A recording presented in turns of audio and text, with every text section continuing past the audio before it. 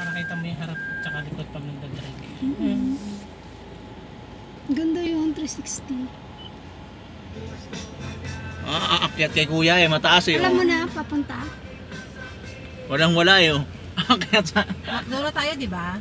Makdo na tayo. Tagapagsanhan lang naman ito.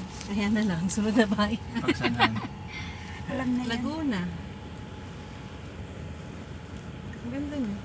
Ganda, no? Saan nga si Saisa? Anong lugar ngayon? Siniluan. Siniluan. Saan ba yun? Malayo pa yun?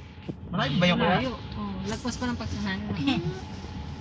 Mga 45 minutes. Akala ko pupunta pa yun dito, be. Oo, pupunta Diretso tayo pa yun. dito. Pupunta kayo yun dito. Nasa Siniluan ba siya? Oo, nag-birthday kasi yun. Ay, baka magpamakdo. Wow! Tumakdo i-celebrate. Sabi niya yung pero niya dahil wala na sa kanyang kamay. Dumaan lang. Ay, dumaan lang.